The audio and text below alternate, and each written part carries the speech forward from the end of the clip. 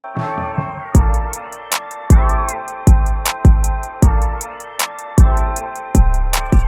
up, everybody? Welcome back to another episode of Love and Basketball, the podcast. We're your hosts. My name is Emmanuel, but you can find me on all socials up here. And my name is Nigel. You can find me on all socials up here. Listen, man, we're just a couple that loves talking all things basketball and all things NBA. So make sure you guys make sure you guys comment, and make sure you guys subscribe to our channel. Yeah, so for today's topic, we're going to be recapping week 5 of the NBA playoffs. Yes, sir. Now, before we start, what is going on with Mr. John Morant? Demetrius Jamel Morant, I have a problem with you. Now it's personal. The fact that this man has been caught with another gun.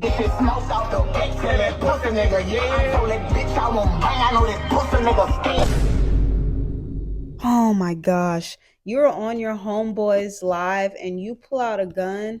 Stop it. I want him to never listen to NBA Youngboy again. When he listens to NBA Youngboy, for some reason he thinks he should just pull a gun out. It's idiotic. It's dumb. He was literally riding around in a car with his child's car seat in the back, and you were pulling out a gun for what? For what? We just had this talk 2 months ago. So for him to do it again, it's no saving that man. Yeah. Just stupid. And what do you think the NBA and the Grizzlies are going to do with him? They should suspend him without pay for a good amount of games, just because it's a bad look. I would understand, because people are like, oh, well, he's allowed to carry a gun, he's allowed to do this. He's just pointing it out just to be cool. Like, he's not like he's doing this for his safety. He's just towing around a gun for no reason, just to show it off. That's idiotic, especially after the NBA was so graceful and they only suspended him for about 8 games. They did that whole press conference to make it seem like he's changed. He even said himself after they lost to the Lakers that he has to make better decisions on the court and off the court. So for you to say that, for the NBA to treat you with grace, and then not even 2 whole months later, you do the same thing again, you deserve to be suspended for that. I think the NBA and the Grizzlies are going to come down hard on them. I think the NBA is going to come down because of how the Grizzlies team is. It's just a whole bunch of unprofessional kids. And I think they're going to set the record straight and say, this is the NBA. We don't play around with this stuff. And I wouldn't be surprised if he got suspended for 25 games at least. 25 games. Yes. And multiple head coaches have been fired this offseason. What's your thoughts on that? Oh, head coaches, they're getting fired left and right. Mike Budenholzer, Monty Williams, Doc Rivers. And what's funny, within the last 3 years, the teams with the most wins have been Milwaukee, 76ers, and the Suns. And all 3 of them have fired their head coach. And I think, it's just really unfortunate that head coaches don't get the grace that players get. Anytime a team that has expectations, when they lose, the first person to go is always the coach. It's easier to eat up the coach's salary than to change the foundation of your team or change a superstar player. So it's sad, but it makes sense for all of those coaches. I understand. Doc Rivers, I mean, this is another lead that he's blown.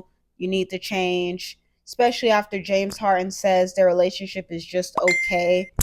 He's going to leave. Monty Williams, this is the second year that he's lost in the second round in blowout fashion.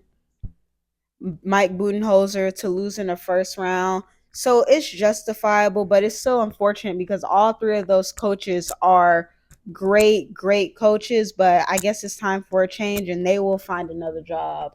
Yeah, and what's next for the Warriors, 76ers, Knicks, and Suns after losing in the second round? All 4 of those teams will not be coming back with the same team next year. I can tell you that much. For the Warriors, I think that they have pretty much locked in on the fact that Steph, Draymond, and Klay, that will be the 3. I know we all thought maybe Draymond would leave, but just from what we've been hearing, the reports, it's seeming like those 3 guys, they're going to run it back.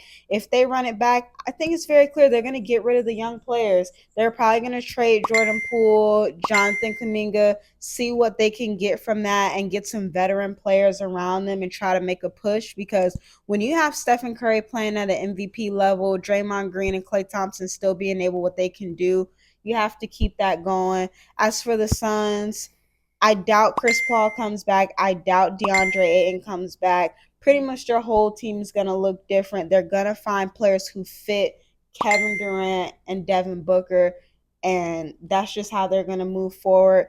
The 76ers, James Harden's out of there. I don't care what y'all say. James Harden's going back to Houston. That man is going home. He's going to Houston. If he doesn't go to Houston, he's going to the Suns. I would bet money that he will not be in the 76ers uniform starting this next season. And honestly, I'd be surprised if Joel Embiid might be looking elsewhere too. He is the only MVP in NBA history who's never been to a conference finals in their career. In your entire career, he has yet to make it to a conference finals. Wow. And then as for the Knicks, they'll probably make a splash. They'll probably move on from Julius Randle. They might end up firing their coach as well, too. So I think big changes will come for them. And I expect all four of those teams to also be in the postseason competing for a championship next year. Maybe not the Knicks, though. And what are your early predictions of the conference finals matchups? You got the Heat with the Celtics. Who do you got? A rematch. These guys, the Heat and the Celtics, have played each other 3 times in the conference finals in the last 4 years. I don't know. The realistic answer is the Celtics, of course, but the way the Heat have been playing, I wouldn't be surprised. Yeah, I got Heat in 6. I don't You care. got Heat in 6. I don't care. I say Celtics in 7. Okay, and the Nuggets versus Lakers? That's another team. This is another matchup where I could see it going either way. I think Jokic is just on a tear. And what told me that Jokic was serious was that video when his daughter was in the stands and they were pointing at the rings. They were led by Jokic. I mean his calming influence. That let me know, like, okay, Jokic is out for blood this postseason. He averaged a triple-double in the second round. Honestly, I think they get their revenge and the Nuggets win in 6 and they're going to the finals. There you have it. Let us know what y'all think in the comments. Don't forget to like. Don't forget to comment. Don't forget to subscribe to our channel. Every week we will be giving recaps of what's been going on this postseason. So make sure you guys stay tuned in and check in with that. Make sure y'all tell a friend to tell a friend. And we'll see you on the next one.